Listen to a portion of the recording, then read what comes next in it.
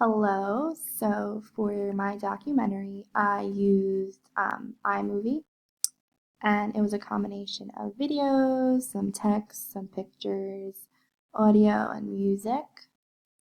As you can see here, there's different clips. It's 8 minutes long.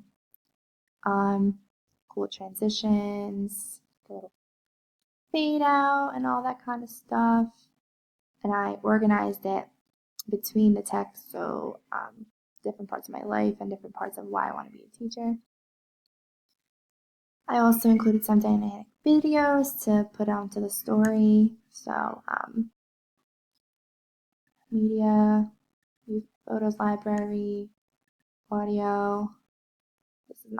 These two are for this project. Some titles. This is drag drop, backgrounds, which I didn't really use, but and transitions between the videos, like fade outs and mosaics, spin outs, cubes, swaps, etc. So I basically did my project on I began with my life and just a little bit of background behind my story, and everything leading up to why I want to become an educator. So not until maybe this slide or this transition, this text into this one, which I used a video from YouTube to portray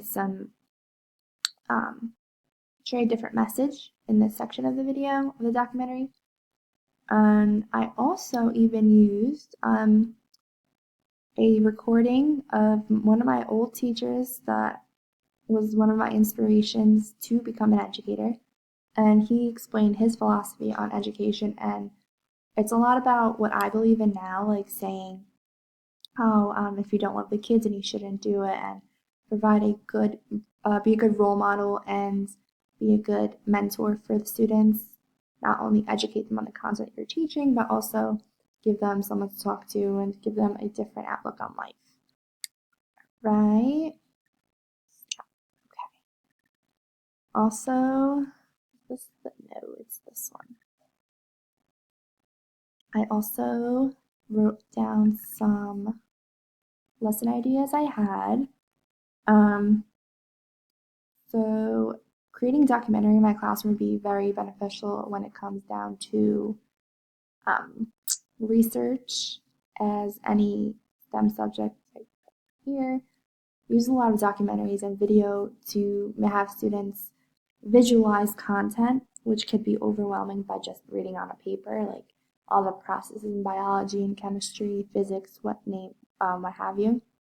They could be very confusing if you just read it word for word. So drawing and creating visual dynamics and putting in videos and voiceovers would really help them understand the material.